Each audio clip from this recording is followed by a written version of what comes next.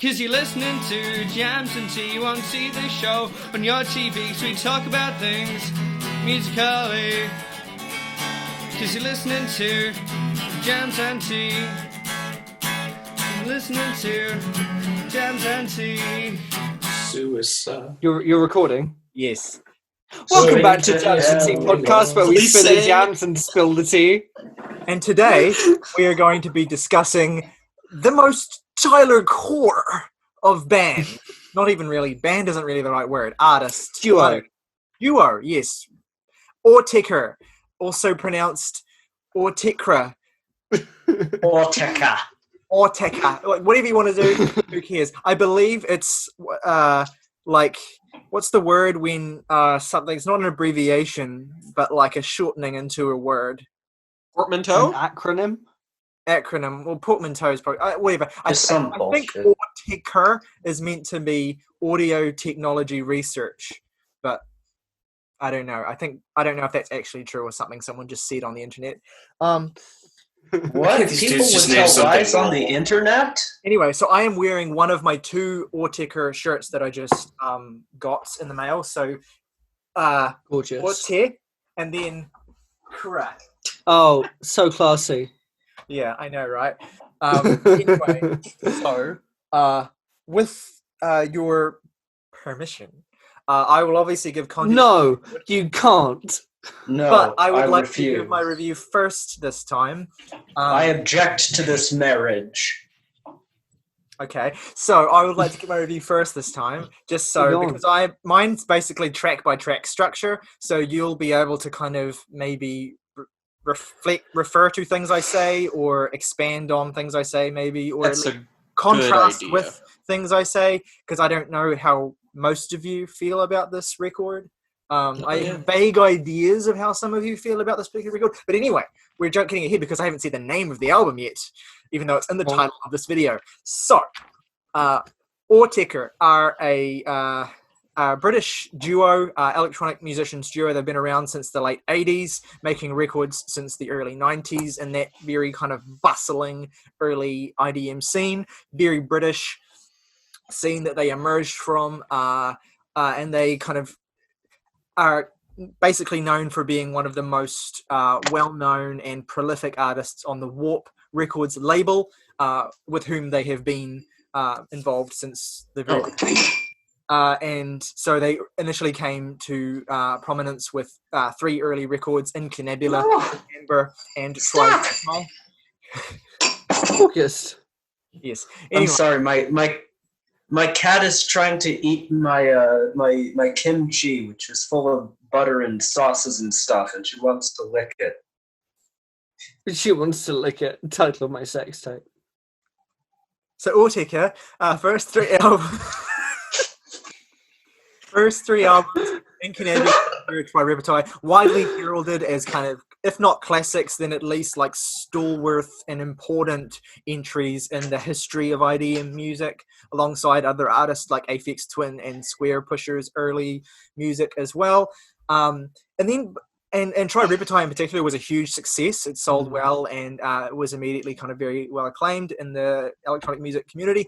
And then following that, and so each of these kind of records already, there was a kind of progression away from the conventional IDM sounds. It was a slow progression, but it was visible from album to album. That continued on their 4th album, Chiastic Slide, as well, which was probably the one moment where they started stepping away from IDM conventions most dramatically.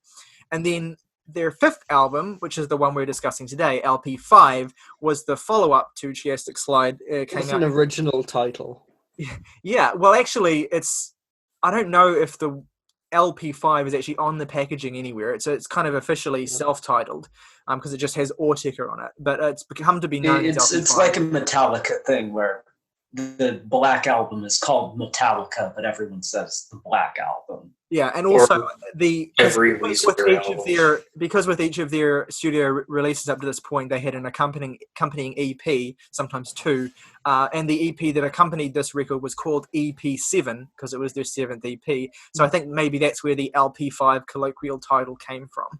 But anyway, yeah. So this record. What this record basically represents is the kind of zenith of their '90s sound. Because after this record, they would change dramatically their approach in a lot of ways to both how the music was made and how the music sounds. So this is kind of like the highlight reel, basically, but everything is pushed to the limit, basically. It represents the furthest progression of the musical ideas on any of their other records. It's much more busier, and it's much more directly involving, and in my opinion, much more impressive. Although I do hold Triassic Slide up to a very high pedestal. That's my favorite 90s record, but this is very close from these guys. So anyway, that's plenty of context, probably more than you need. And I will jump into my review now, because obviously, as you'll know, if you're a regular attendee, listener, watcher of this podcast, or a mutual on Twitter or whatever, you'll know... Victim. Victim, that's probably the best appropriate word. You'll know that Autechre are my favorite musical act, and you will also maybe know that I'm working on currently a worst to best video of their studio albums, which is a titanic undertaking that is going to be long and winding, but hopefully interesting. I'm really, really trying to work on the interesting part. But yeah, anyway, this album is not one of my absolute favorite Autechre records, but I do love it. I do think it is pretty close to being a masterpiece. And I do think that it's very significant. And I chose it for this podcast because it seems to be one of their most beloved generally. And I think it's a good entry point into their sound, because it's kind of at a crossroads in their career, where you can see in the rear view on this record all of the sounds that kind of built up to it. And you kind of get a little bit of a glimpse at the future as well. So it's a great entry point, although unbeknownst to me when I initially picked it, many of you have since gone on to introduce yourselves to Autechre with other records, which I think is cool too, and will definitely probably inform how you feel about this one to a certain extent. But I did recommend it from the perspective of expecting it to be the first one most of you heard, so we'll see how that goes. But anyway, God, I know I rambled for way too long. I am going to jump into my review now of the album, focusing on the sound and significance of the record. So, LP5 begins with these gentle sounds that give the impression of machines gradually powering up before suddenly revealing itself full force with the ominous chord progression and skittish, evasive, but playful percussion of opening track Acclaimed Year 2. This is a brilliant opener, I think. It teases you into a new, even more musically dense world than the haunting ambience of Triassic Slide might have prepared you for. It gently builds and progresses beautifully before falling away into the equally dense but heavier 777, which might initially seem static and unchanging to casual listeners, but I think gradually reveals itself to be one of the more fascinating and layered tracks on the album. It juxtaposes these frenetic tonal bleeps with these more haunting, graceful, almost whale song-like tones that gently reverberate at the very bottom of the mix. The utter disgusting violence of the bass here, as though the boards themselves are throwing punches at you, is irresistible, pure Autechre, belying their obsessive love of hip-hop and club music.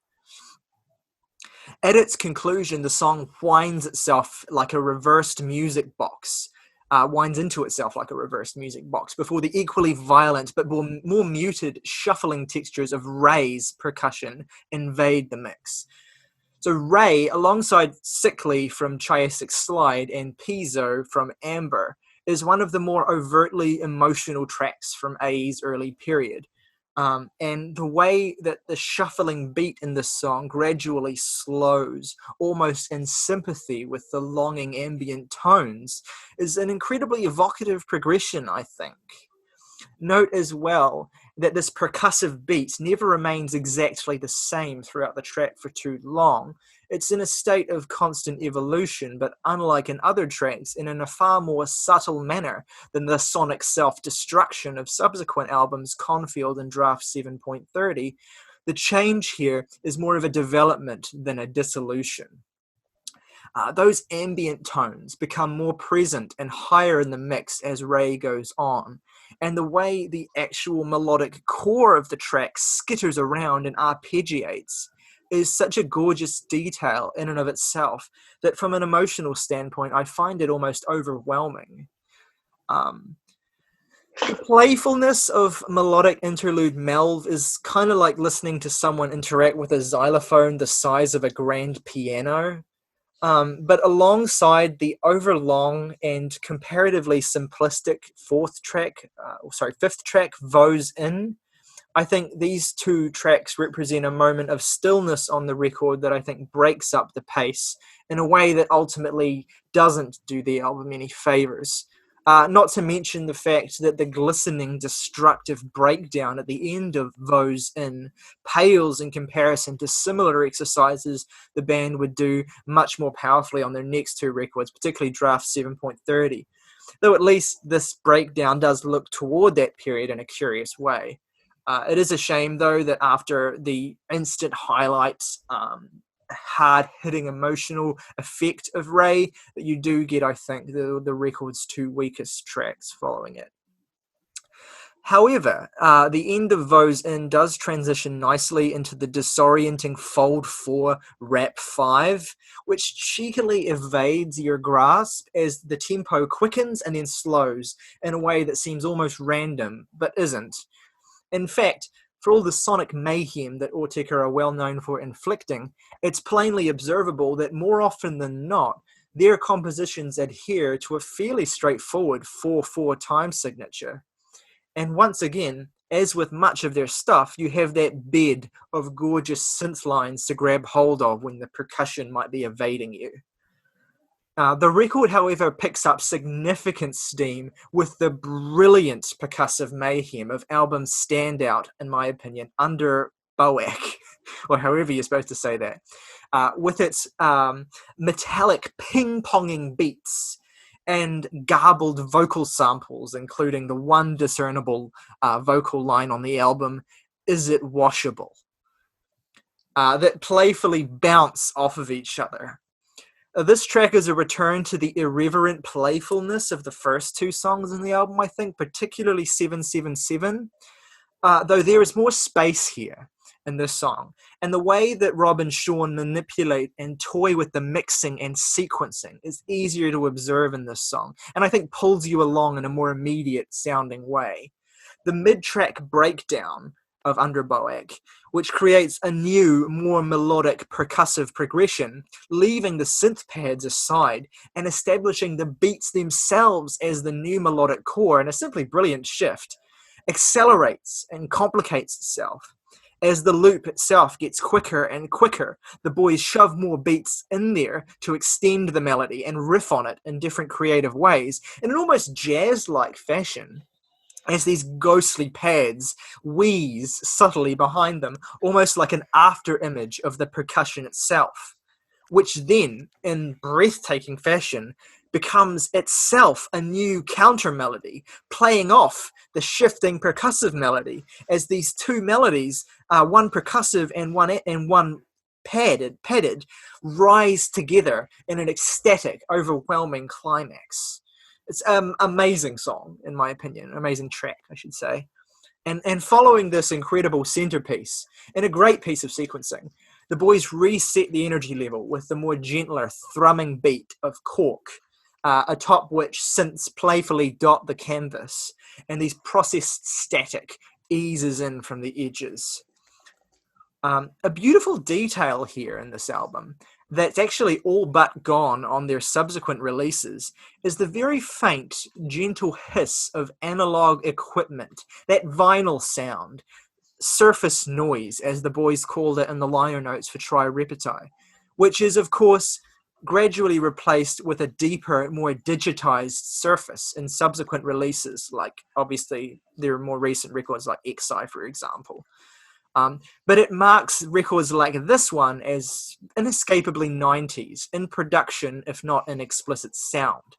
It gives the album a vaguely nostalgic quality to me, even if in terms of the actual musical conventions, it's relentlessly forward-looking.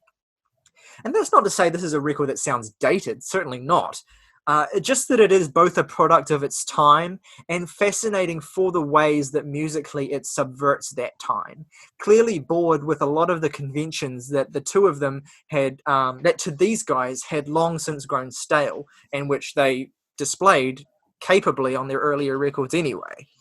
It reminds me of Miles Davis in the 50s, reflecting on that forward push of jazz that was going on at the time, but also the need for something more serious and radical in terms of change.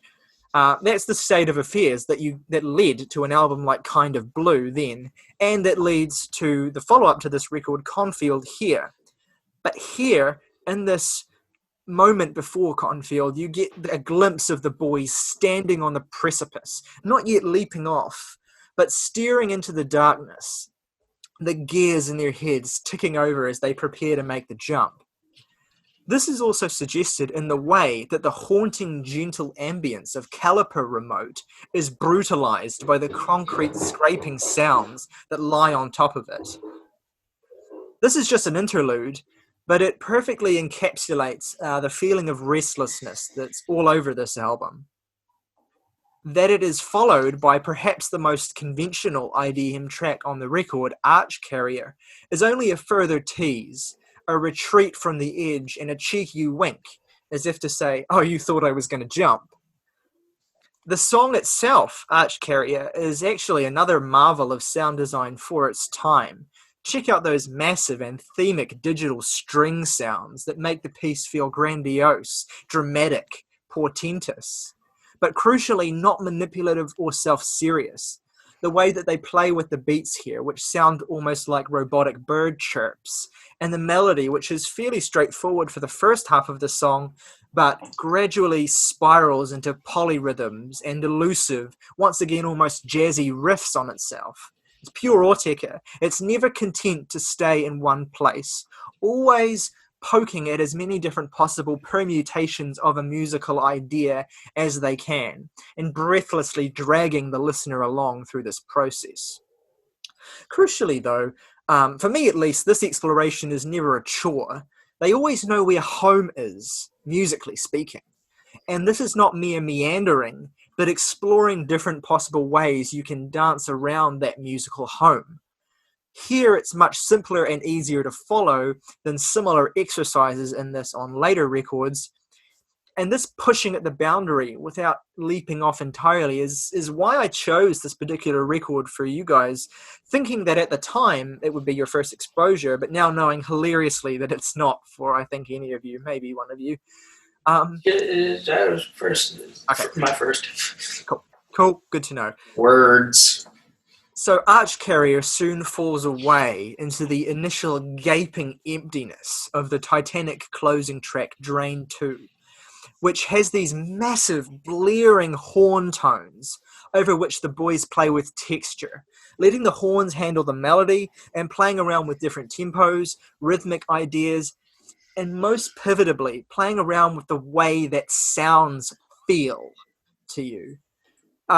This is a track that, with its textures, almost feels like diving into a pool of thick metallic soup and swimming around amongst the creatures that live there. It captures the same feeling of imminent death, of a moment of dying that's stretched to infinity, that a lot of their closing tracks evoke. And to me, it's the first of 3 consecutive closing tracks on their albums that directly capture this feeling of the slow dying. And I think this is probably the most conventionally beautiful and massive sounding of them. It's incredibly evocative, it's emotional, and it's flooring in its beauty. And it's over before you know it. A record does, of course, fall victim to that really dumb trend that was happening in the late 90s, early 2000s with CD releases, where artists would sometimes put a bunch of silence at the end of the last track and then a bonus track or some kind of Easter egg. I don't think that's ever really worked, to be honest, and it doesn't really... Thanks Tool, thanks Deftones. But I mean, fortunately, Drain 2 is itself such a gargantuan and exploratory piece that I don't really feel cheapened by the fact that it's not actually 22 minutes long. It's only 10. And I can very easily just forget about the silence at the end of the record. It doesn't really affect how I feel about the album. But yeah, as a whole, I think this is maybe not their most cohesive in terms of the way that it is structured. And again, I do really get irritated when I listen by the absolute halt that happens with Melvin Vosen. But I think aside from that, the structuring here is mostly really, really great. And you get a lot of different shades of their experimentation, a lot of different shades of their sound on this record. I mean, I don't think there's a single track on this album that sounds like any of the other songs on it. You get these different shades, and I mean, this is one of the strengths of Confield as well, and one of the weaknesses of some of the earlier records where you do maybe have some songs that blend together a bit. But here, it's very much a unique musical idea on each track, sometimes referencing previous tracks and sometimes engaging in similar rhythmic exercises, but still changing up enough and not having any song drag on so long that for a casual listener or someone new to Autechre, it might feel not restless enough or too static. I think there's a lot of forward motion in most of this album, and yeah, so I've pretty much touched on every track there. I'm very curious to see what you'll make of this album. Please, obviously, just don't worry about me. Be honest. Don't have to say nice things because I'm here. I want to hear what you think, and I want to hear what your perspective is, because I think that the music of artists like Autechre offers a really unique chance to kind of get for people to have very unique and different reactions than other people. Like, for me, the thing with Autechre is, like, whenever I listen to their music, I always, like, picture something in my head, like a scene or an image or some kind of visual thing goes on in my head when I'm listening to the music. And often, like, with the same piece, it'll be a completely different thing every time I listen to it. So there's lots of different ways that you can glean meaning and glean enjoyment and glean significance from music that is as suggestive as a lot of this is. But I'm very curious to hear what you'll think. Just a quick note I want to make. Tyler, just because you're here, I would never make excuses No, because I'm here, bulk you up my might feelings. be more harsh. All right. I mean, I guess since I'm in the process of speaking, I might as well continue on and give my thoughts on... You're also the second most inclined to the band in question, I think. Yes. So. Which does... so yeah, as Tyler's mentioned, the song Acro Year 2 is just a fantastic opener to this album. It almost... It is something where it starts with this with the synth, and I've been going through Autechre in order of release date, and this was the first time I've ever heard Autechre working with digital technology and not exclusively analog synths. Yeah. And for about the first 30 seconds, I was like, okay, this is interesting. But then the percussion kicks in, and immediately anyone familiar with the band will notice a massive sonic development here. Totally. A, in sound, and B, in the fact that this record, I feel, is very almost and I don't say this as like a detractor. I say this more as like a compliment almost, in that it is a very kind of appealing, almost commercial record in the sense that it has what can directly be classified as a hook. It literally just pulls you into the sonic world in a way where I feel like, to me, I like Tyler's description, but I have an entirely different one for this album and song in general, in that it feels to me, it evokes the image of the film Blade Runner, particularly the scenes where Deckard is in a crowded, futuristic city and he's running through crowds pushing past people in this futuristic, dystopic environment. It feels so oppressing, so gigantic. And that's at least on the imagery front. In terms of the record itself, I think this is comfortably the best paced Autechre record I've heard in their 90s catalog, because it just has such a clean flow to it, outside of that middle point, which I do agree with you on entirely.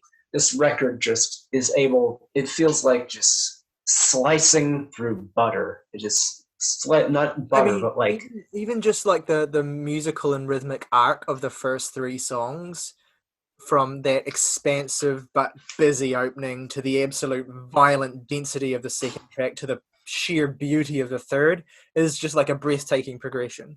No, it's very, very nice. I guess, and then you've got songs like 777, which has just this nice, heavy percussion line. It is so thick, so dense, but not in a way where it sounds clunky. It sounds very precise and planned out. And that is something I've always admired about their music, that it sounds, typically no matter what they're doing, it just always sounds like they've got a handle on the idea they are going for. But this track does lead into my kind of overarching criticism with this record, and a point where I kind of disagree with you, Tyler, about this album in particular, in that I think parts of this album to me read as kind of dated. And I'm gonna, of course, get on and like clarify more of that, but I feel that it sounds a bit dated, not in the sense that I think it's so cheap and cheesy sounding that it's bad, but it sounds dated in the sense that this is clearly a new technology for Autechre, and there are parts where I feel that they're not as precise or as clean or as just brilliant as they could be if they had been working with this technology for another record or so.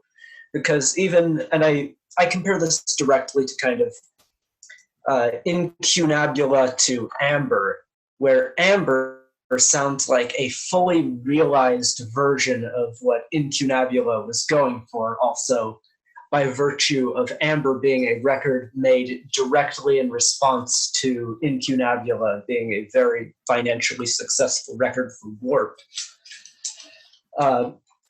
And it just sounds so much better than Incunabula in the sense of just development and how precise that sounds. Not that that term's so specific, but moving on. But my grand point is, it's just a tad rough around the edges in places, and I'll get more specific in those, but 777, what is it? 777, Melv, and the song directly after Melv. Vozen, yes, thank you. Those songs are all moments where I think they just sound kind of very rough around the edges and not as precise as I'd like this record to be. I definitely agree with Melbourne Vozen, but I don't agree that 777 sounds rough. But oh no, that's by far and away the best of those songs. It's just I find the synth line to not be as powerful in that track as every other element is. No, that's fair. Rye, however, is almost an ideal song in terms of sonic progression. I was actually listening to this just the other day while I was outside kind of chopping up a tree branch, and it's just something that's so... Is that what they do in Nebraska? Yeah, that's all we have for free time, frankly. It's Fair not enough. Grow the corn. But that song, very beautiful sonic development, a lot like kind of this record's Chicho, whatever the fuck, Quickly. Chickley. You say things wrong on purpose, I think. Because you No. call this song Rye, and it's clearly pronounced Ray. I don't. Anyways, regardless of that, Mlev is a song that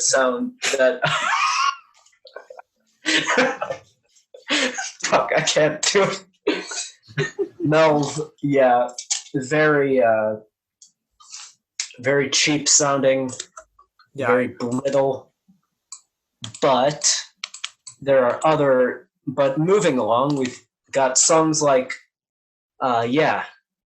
Fold 4, Rap 5, Under B Bauch, however it's pronounced, which I have a theory for what that stands for, and I'll get to that in a sec.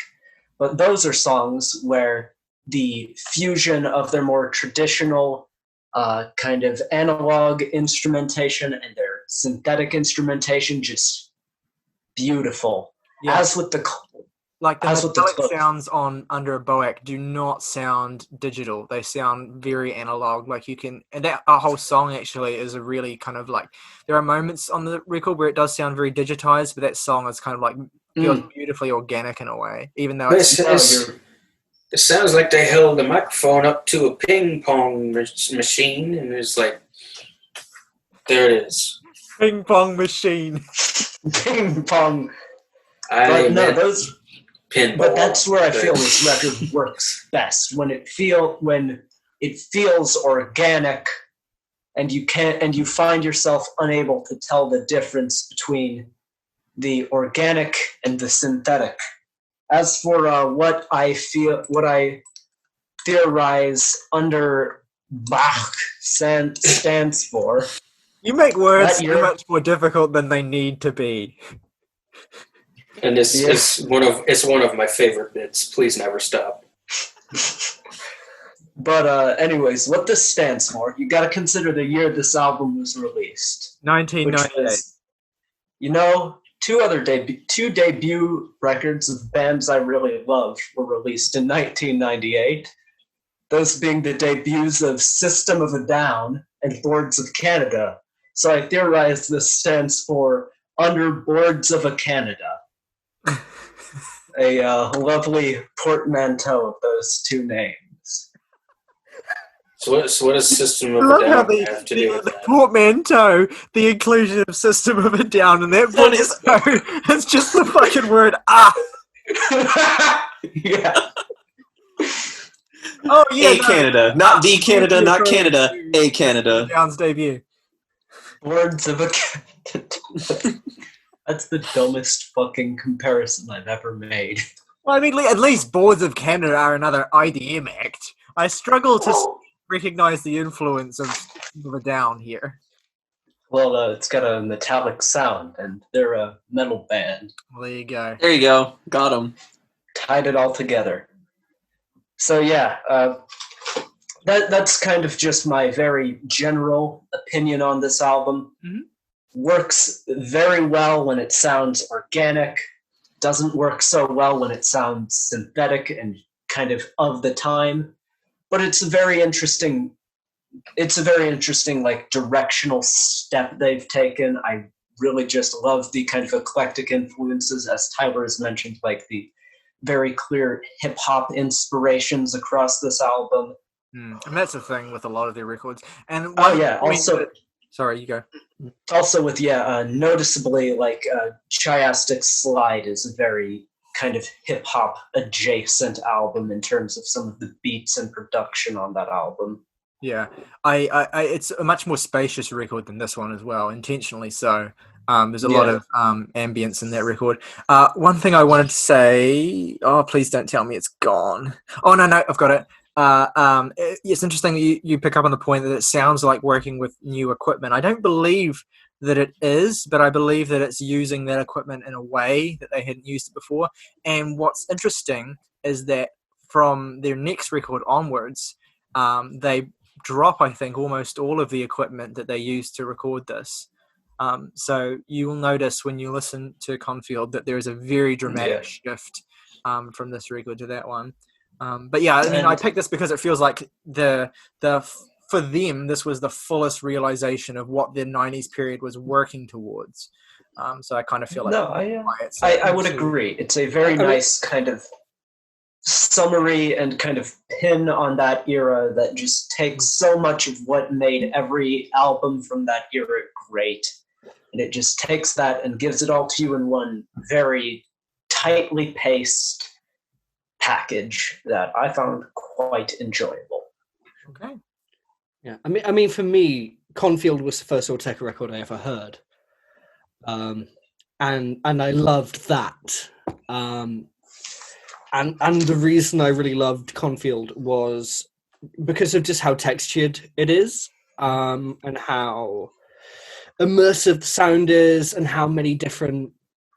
And whilst it's sort of immersing you in this almost like hypnotic feeling, you're really in a zone, but you are still able and ready to pick out individual notes and noises that are fascinating, and just not even in how they contrast to each other, but just in the notes themselves have a texture and a timbre that is fascinating. And so that's what I loved about Confield. And I can't remember what the record I listened to after that was, but I think it was Try Repeti, and I loved that more. And I think I love Autechre most of the most Impenetrable, which is why I had a less of a fun time with Amber, because I just like got that really easily. And it's not. I feel less like sort of Tyler and August, or I can really talk about this academically. All I can talk about is, did the texture and the timbre make me feel emotions that I enjoyed? And the music is good at that. You don't need to pick it apart academically. I do think you'll really dig their 2000s stuff because it really goes in that Confield direction further. So you'll dig that. Absolutely. And what I think this is less detailed than Confield. It did make me feel things, which was lovely. I think my favorite moments on this record is when it just made me feel like blissful and peaceful and happy, which is not something I feel like I get from really any other Autechre record I've heard so far.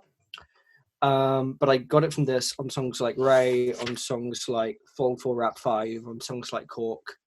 Those have just kind of euphoric, chilled out, wavy synths that just sort of made me feel really at peace. Specifically Ray.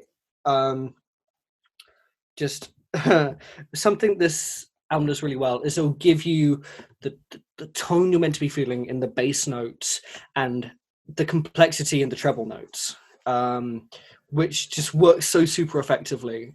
I will say that I think for the rest of the songs, I can appreciate them on an intellectual level, but I get less of an emotional response with sort of more darker moments, more cold moments, especially. When you think on Arch Carrier, some of these string synthesizer notes there I am less fond of, because it's just like, I know it. I already know what this is. What you're. I don't need to think about this, and it's kind of basic. The synth sounds on Arch Carrier, but Sorry. I know. I get that. I definitely get that perspective.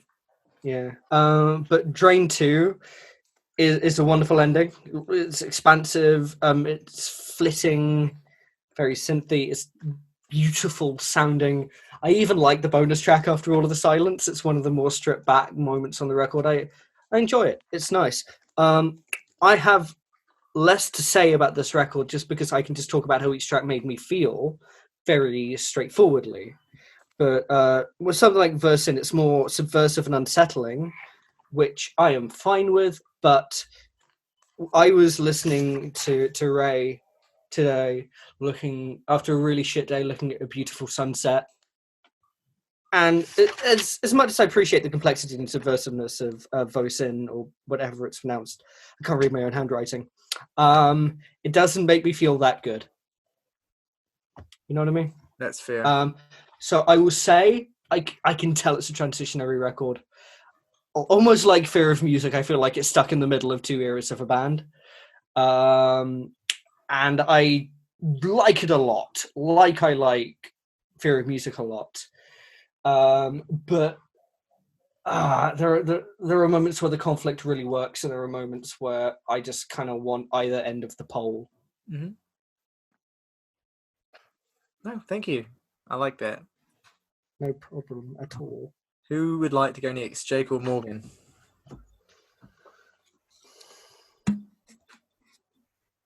Morgan. All right. Hello.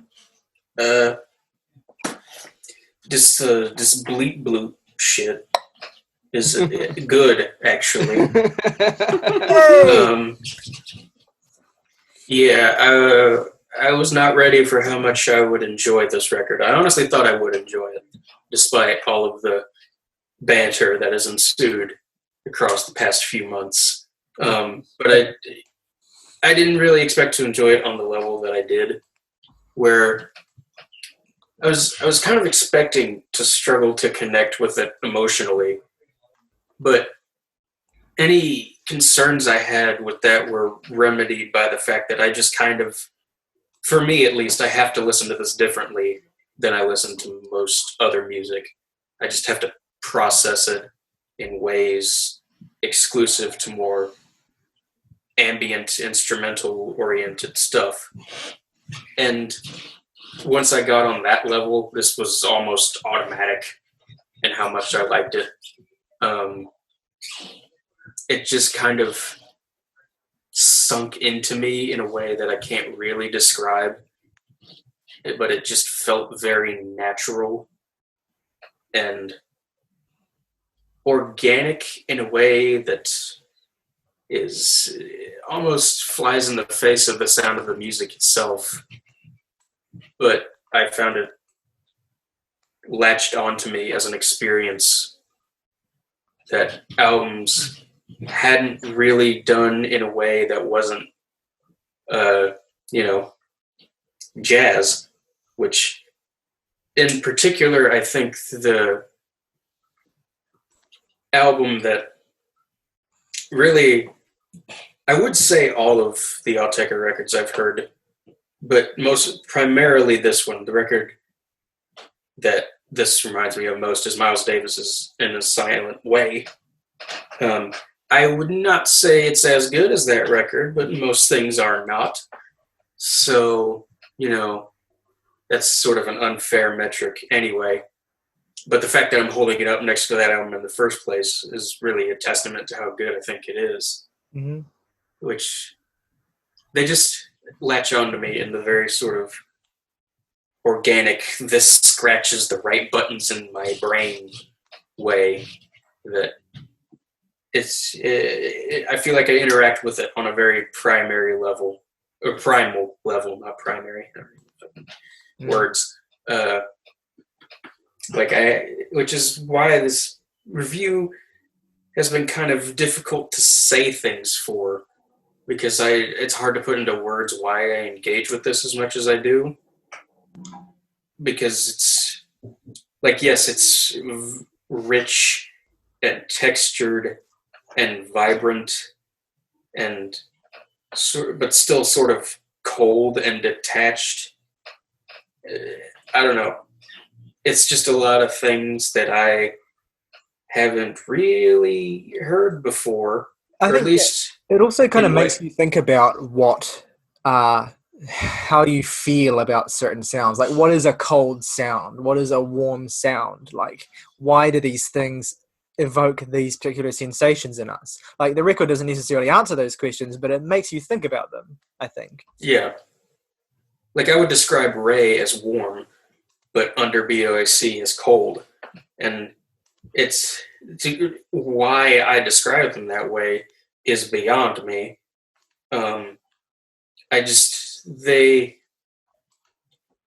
For two pieces of music that I feel are so different, that complement each other so well. And I find that a consistent thread throughout the album. On nearly every song, except for Melv. I try not to knock interludes too much in reviews, because I feel like if you have to knock interludes, then the album's pretty damn good. But in this case in particular, I feel like it just really harms the flow of the album. It's so jarring, no matter what end of no matter what end of the album you're coming off of. If you hit shuffle on it and you go from one song into Melv, it's going to be really weird because it's just this weird, shitty, faux Final Fantasy soundtrack noise, and it's just not good, and it throws me off every time to the point where on subsequent listens I have the song muted on the album. Yeah. So I'm kind of unsure why it made it on there. I will say to their credit that after this record, I don't think any of their subsequent records have interludes. So they clearly learned their lesson. That seems to be for the better. But yeah, otherwise, this is no doubt something I would be able to expand upon as I get further into the genre, which I am already doing, by plowing through these 90s Autechre records and listening to my first Aphex Twin record and so on and so forth. But, this is stuff I will be able to expand upon later. Exactly. I think the more reference points you get for stuff, I think the easier it is to articulate, obviously, why you feel a certain way. And I think your comparison with jazz music as well, it's not the comparison I leap to with Autechre, but I do think it's one that I've heard multiple times before, is the comparison of this kind of music, particularly when they get more into the textural stuff later in their career, has been compared to jazz music before, and I think that it's a valid comparison in terms of maybe not how they approach sound, but in the sense that you kind of have to refocus your attention when you listen to a record like this than you normally would. Like when you listen to a jazz record, you have to listen for all the different elements, and they're doing things that are different to conventional Western rock music. So you have to kind of calibrate to that when you listen to it. And I think that Autechre records do the same kind of thing. You are hearing rhythm be played with in a way that is not something that most Western music kind of tries. So it's just different, mindsets you've got to kind of adopt. But like the more you hear that kind of stuff, or the more you get an interest in that kind of stuff, the more automatic and easier that mind shift becomes. Like I can go straight from a fucking Porcupine Tree album to a late period Autechre like that, because like I love both of those things, and my brain has become so accustomed to what they do to it. So that you'll find not necessarily to Autechre. If you don't want to listen to more Autechre, I don't blame you. But in terms of generally more electronic music, I think you'll find that kind of calibration becomes a bit easier the more you dive into it generally. Yeah, and to be fair and more accurate, I would say this has more in common with like jazz fusion than like 59 era Miles Davis or Coltrane or anything. I chose In a Silent Way specifically as a point of comparison, just because I think there's not any way that record didn't have some sort of influence on this band. I would agree.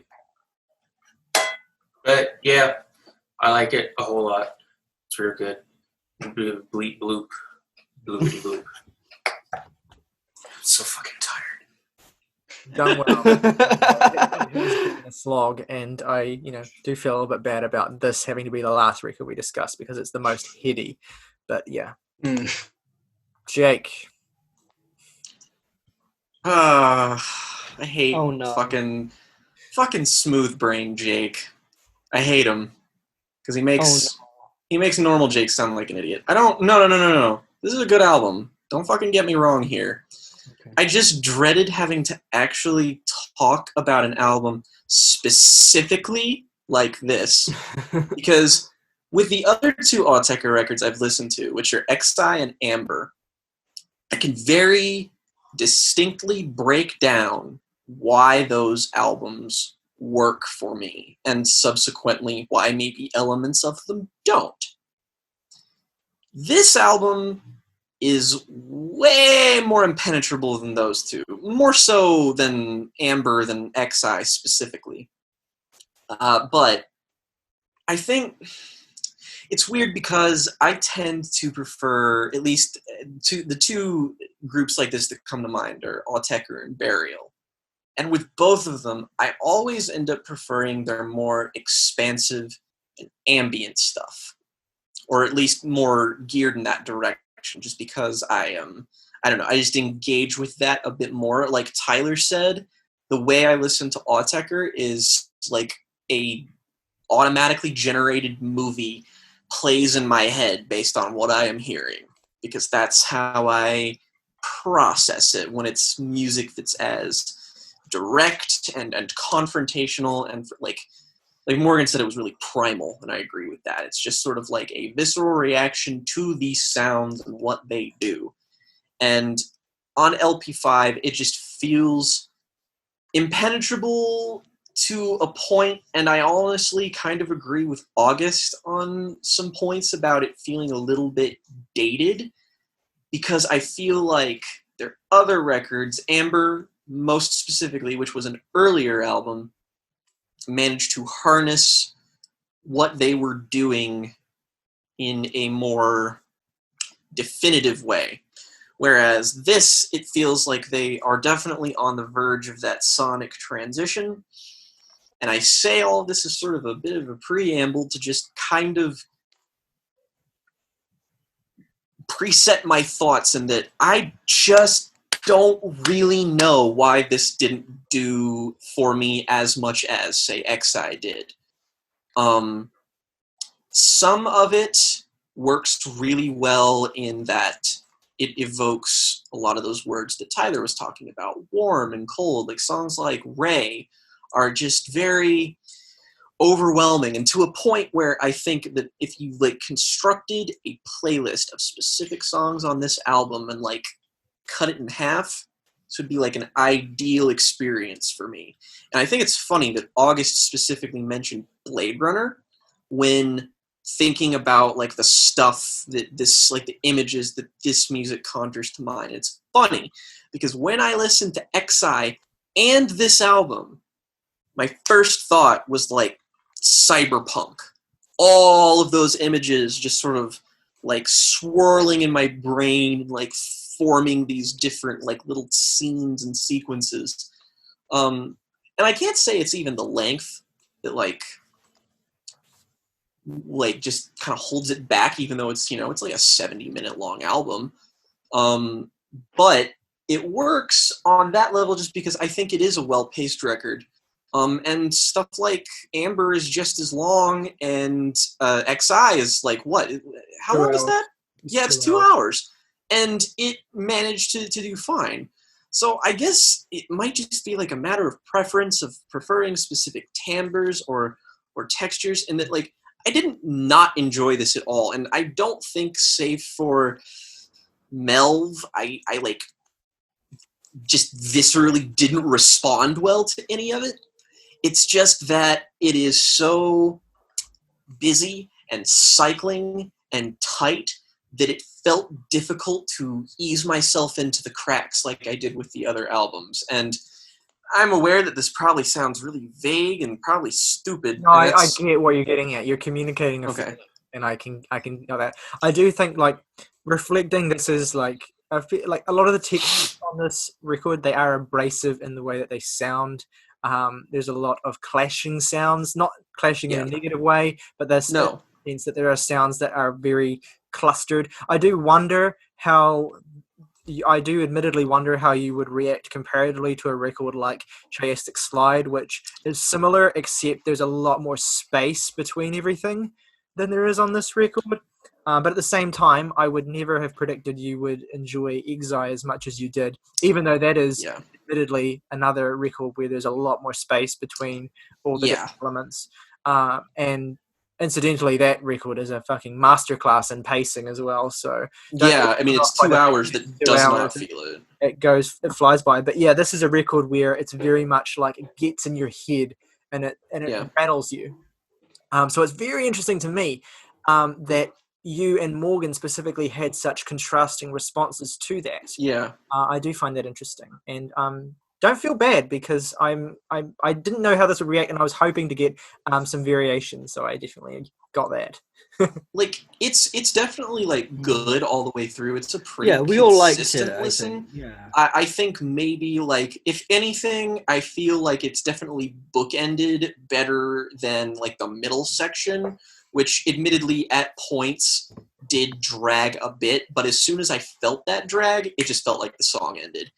And a funny anecdote, I suppose, for the viewers is that while I was listening to this album for the third time yesterday, I was unloading freight at my job, and I looked up for a moment and just found myself completely alone in the store and was like, did everybody just like move somewhere? And then I looked up, and then something started buzzing in my ear, and I was like, what is that? And a fire alarm had gone off, and everybody was out of the building maybe 20, 25 seconds ago. Beat is like fucking intense. Yeah, like I was so into the fucking, like, I can't remember, like, let me look and see which song it was, because I'd love to know. definitely remember, let me see here, but it was very strange because, like, it cycled out of a beat, and that was what made me realize it. Like, it wasn't even because of the volume of the siren, it was just because the song had changed up. I think it was Under BOAC. Yeah. Like, I was just like, that's probably my favorite song on the album, but I was just like really into it, and then all of a sudden I was like, oh, this isn't part of the song. Oh shit. And Wait, was there an I actual thought fire in this scenario? No, something was wrong with like our water main, and it just like triggered an alarm, and we were fine. But yeah, it's a good and enjoyable record. It's just, I feel like it's not even catering to Autechre's weaker sensibilities, just the sensibilities that do not appeal to me more specifically, that would restrict me from going back to this before, say, Amber, or even generally speaking, like my favorite part of the Tunes compilation of that latest Burial record is the opening more ambient stuff, because I just respond better to being able to fill in those spaces.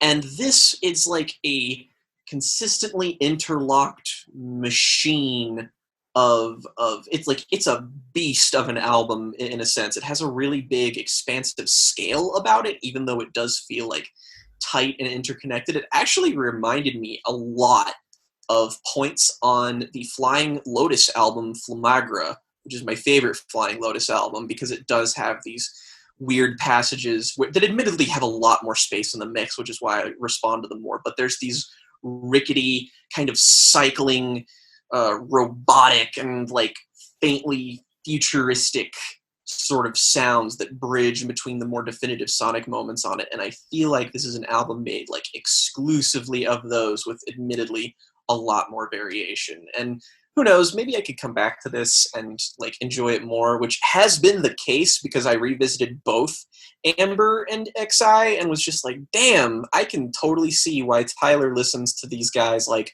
literally all the time, because they have every album is a very distinct vibe, and like it's very easy to throw on and just be like, I can sort of get into this specific groove. And I guess this more challenging and confrontational sound wasn't as immediate to me, but it didn't improve the way the others did upon re-listens, I guess. That's why I'm really not bothered when I recommend an Autechre record to someone and they don't really get on board with it, because no two records of theirs, except for maybe the first two, really sound alike. Like each one is its own unique thing. There's no other record that sounds quite like LP5. So if it's not for you, fine. Look, pick a different one. Like, who cares? It's not a big deal. In fact, something I might do just for you is I might make a short playlist of ambient songs by Autechre, and you can I would love that. dig into that and see if anything takes your fancy. But yeah, I totally, completely understand I want you to know I understand completely where you're coming from. Good. You communicated that well.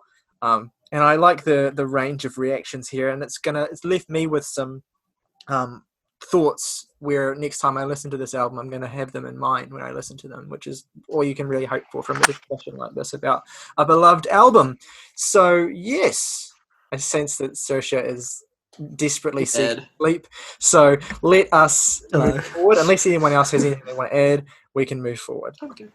Yeah, Listen to Autechre. If you're not, why?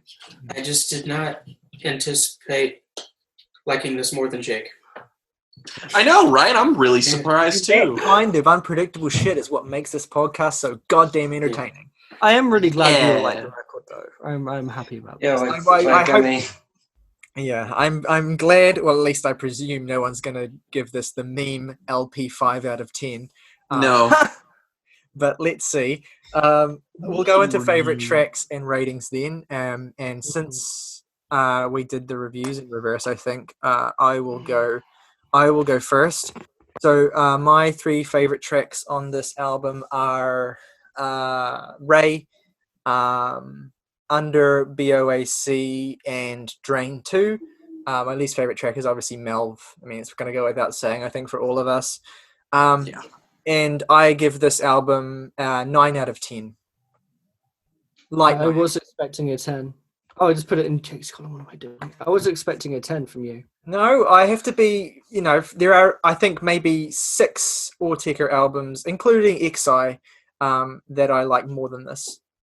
Wow, fair dues. Right, so my favourite tracks are also Ray, and I want to include Cork and Fold 4 Rap 5. I'm going to give this record a 7.5 out of 10. Oh, that's me. My favorite tracks are Ray, Under BOAC, and Arch Carrier. My least favorite is Melv, and I'm feeling a 9 out of 10 on this one. Damn, boy. All right, All Augustus right. Kloop. After all this memeage, am I about to have the tied for the highest rating of this Autechre album? you sure are, because my 3 favorite tracks are Acroyear LL, Ray, and Drane 2. And my least favorite track is Malevi. When the Malevi breaks. LL was what we should have called our Taylor Swift and Logic episode. Yeah. I just want to say, fuck, what was I going to say? I just want to say, fuck. No, I had something I was going to say. Oh, yeah. It's one of those days!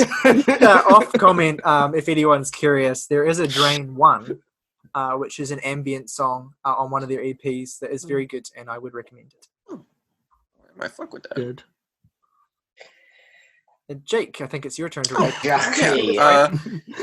hate to be predictable, but my 3 favorite tracks are Ray, Under BOAC, and let's say what Arch Carrier. You least thief. Favorite. What now? You thief. Oh, this. Yeah, okay. That's. I think we all had this 2 of the same favorites though, so that's Yeah. it's expected. Least favorite. God, I'm gonna say something else other than Melv, just to separate myself. I'll say 777. Jake's one of those people who shops at Hot Topic and buys the shirts that say, "You laugh at me because I'm different. I laugh at you because you're all the same." I've literally never been more hurt in my life. August. We didn't get your What? rating, by the way, August, before Jake gives his. What was your rating for this? 7. Okay. And good. mine, I'm hearty 6.5. Okay. Fab. I'll take Morgan it. likes beat bloop music. I gave a rating lower than August. What the fuck is going on? I gave the bloop music exponentially higher than the punk album we covered. I gave today. the folk album a 10. What's going on? I just want to say that Under BOAC is going to be the name of the Bernie Sanders, Alejandro Ocasio-Cortez rap collaboration album. And this is the last episode of the Jams and Tea podcast. We are impromptu deciding to end the show because I don't want to go on living, frankly. No, this was a success. I'm very pleased with this episode and with the other episode, which was on the microphones and the Lawrence arms. That if you have only jumped to this one, you should go and listen to that one as well because absolutely it's amazing. And thank you for tuning in. Rock over London. Wait, not yet. Jake has to talk about what he's recommending next week. Oh, wait. Oh, shit. Yeah, thank you for... I didn't even remember that. Episode, but anyway. The next recommended album for me is going to be the black metal / soul album by Zeal and Ardor, 2018's Stranger Fruit. And we are going to talk about that, and I am very, very excited. If you've seen my vinyl video, you know exactly what I think about that record. It's a great album. I can testify having heard it as well, and we are going to discuss it next weekend. So if you haven't heard it, go and listen. It is great. It is not a long listen, and you will come away having thoughts. Very unique album that deserves more attention. Don't let it get lost. In terms of our new releases next week, I should have said this in the main episode. Okay. But new releases next week, we're going to be covering two. I believe both of these are British rock bands. Biffy Clyro's new album, A Celebration of Endings, and Fontaine's DC's sophomore effort, A Hero's Death. So let us know what you think of those albums as well. I don't know what the hell that second one is. You haven't heard of Fontaine's DC? No. Okay. No. I thought they were pretty I'm very ready for the Biffy Clyro album to be mid. The last two albums were very mid. Oh, you know what? It's Friday here, so it's already on Apple Music for me. I really wish I had listened to it before we recorded this, so I could really. It's Friday. He's in love. Saoirse with my potential opinion. But I actually know before I get to it, I'm going to listen to some more Biffy, other Biffy records throughout the week. Nice. Yeah. Now we can bring this episode to a close. So Tyler, will you close us out? Rock over London. Rock on Chicago. Budweiser. King of Beers.